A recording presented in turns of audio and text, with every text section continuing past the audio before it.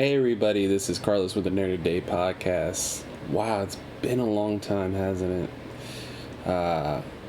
Shouldn't left you with without a beat to get to. Wow, no, that was a really bad segue to a Missy Elliott joke for like 3 people who would understand that. And I ruined it. I butchered it. Yep. It's like I never miss a step. What's up, everybody? So, it's been about a month. Sorry you haven't seen this face.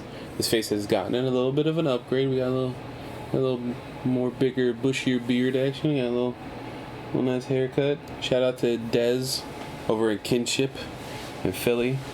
Check them out. They're awesome. In the Port Richmond area. Don't mind the racist. Just ignore them. Or don't worry about it. Anyway, it's a thing that if you live here. It's been a while. Sorry, I've been away for a little bit. Kind of been focusing on life stuff, family stuff, school stuff, Still chipping away at those, studying for certifications and trying to improve my career. It's been a minute, and I figured, why not do an episode? Take a break from schoolwork and crazy life stuff for just a little bit, just to kind of talk to you guys, see how everyone's going, touch base, give you a little PlayStation news. You know how it is. And kind of figure what the background color over here, right? So a little giveaway. Maybe do some other fun videos now that I'm kind of figuring out, OBS a little more and things of that nature. So be interesting to see how we back this. Don't mind the little white noise thing in the background. So the kiddos are asleep, so it's really late. I should be asleep as well, but it's been like a super stressful day with animal stuff. So you know how it is. But kicking off, man. I've been away for about a month. Kind of like I said, been studying, getting ready for that. I have been doing some gaming things. More so not in the sense where I'm like playing video games. I've touched a couple video games here and there. I did get the invite to the xCloud beta for PC and iOS. Had to test that out a little bit. I am going to be uploading a video, probably my first Let's Play video, to the channel soonish, maybe in the next day or two, just showing you guys how xCloud works on PC and things of that nature. As well, just kind of, been doing my own thing, supporting other creators like PlayStation Source. Shout out to Kev, doing your thing, man. Mario Rivera, he's got that new Halo Forever series he just announced. You guys should check that out. First 3 episodes will be coming out soon. Definitely putting my name in that one, my hat for that one, because that sounds like an awesome idea, and I would love to do something like that. I think it sounds like an awesome opportunity for a show. A, to get my name out there, because Mary has an awesome audience.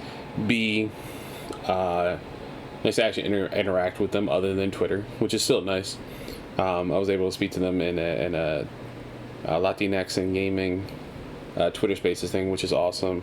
Shout out to Paul for hosting that and the Latinx and gaming group. That was a really cool experience. But so that's what I've been doing gaming wise in this space. Not necessarily not playing video games, but doing stuff like getting my name out there and supporting other creators, content creators. Support your favorite content creator. Don't be the vocal minority be the vocal majority where you want to shout out, tell your favorite content creator you love them, that they're awesome, stuff like that. But kicking things off, let's just get right into it. Oh my god, do I have timestamps? I don't have timestamps. That's fine, whatever. I'm golden. Come on, man. It's like I never miss a step. I'm gonna just break down like 2 little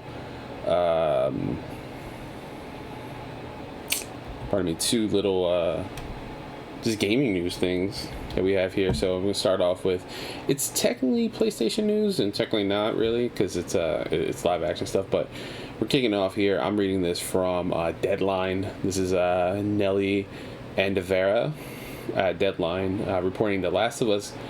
Gabriel Luna, Terminator, Ghost Rider from Agents of S.H.I.E.L.D., to play Tommy in the HBO series based off of Last of Us.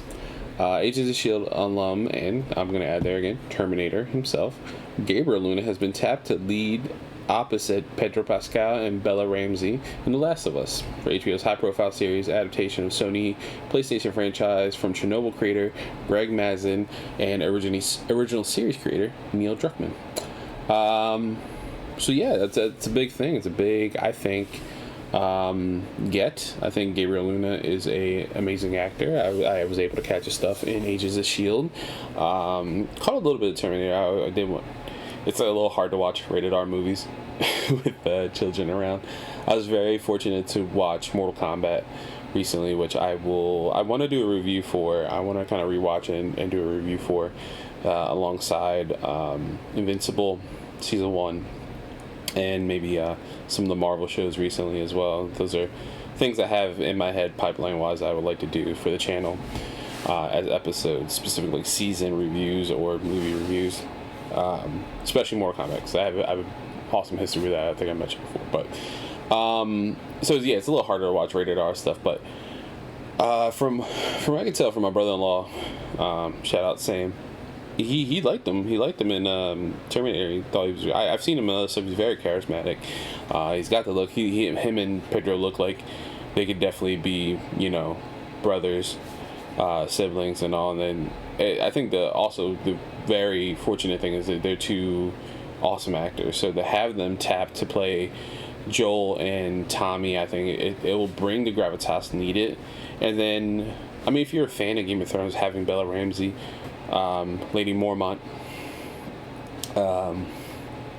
leading as Ellie, I think is a huge get. If you didn't happen to watch Game of Thrones, she's an amazing actress.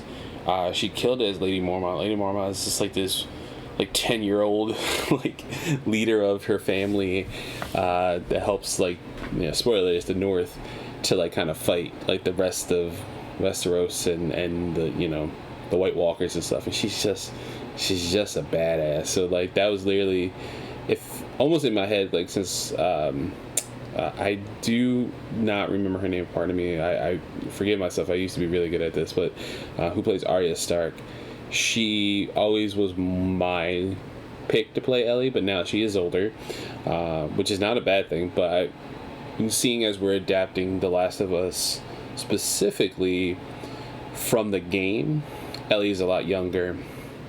In that story, she's not an adult yet. She's a young adult, which Bella Ramsey is perfect for that role. And I cannot wait to see them play off each other. I can't wait for friends of mine who don't necessarily play video games, but me specifically, I remember showing the first 15 minutes of Last of Us remaster, pardon me, PS4 to my friends, Cassie and Audra. Shout out to you, Audra, new baby. What's up, Alex? I showed them that whole beginning sequence, right leading up to the death of Sarah. And spoilers if you haven't played Last of Us 1. Sorry, it's an amazing game. It gets crazier. You should play it. But I was just showing them this, and they come from playing video games. We're all from that generation who have played at least some video games. They come from that generation, but they never stuck with it. Cassie more so than Audra, and it was just very loose, kind of Genesis games. Literally was the kind of last where she sat down and really played. Mortal Kombat. We gushed about Mortal Kombat recently this week. Just to give you some history. She wasn't familiar with all the characters, but she was familiar with the basic from the first 3 games, and so it was cool to talk and touch base about that. But I showed them this with Tommy and Joel getting Sarah out of the city, and the tragedy that falls upon them at the end there. And I remember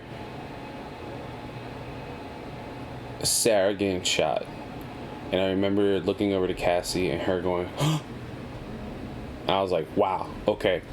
So you don't have the time necessarily, and maybe the one or skills that, like, video games aren't her medium for entertainment, correct? You know, she loves reading books, thrillers and things of that nature, and she loves television and movies. So it's perfect. So these adaptations serve a purpose when the story is so well crafted, like in The Last of Us, and so just beautifully drawn out and things of that nature.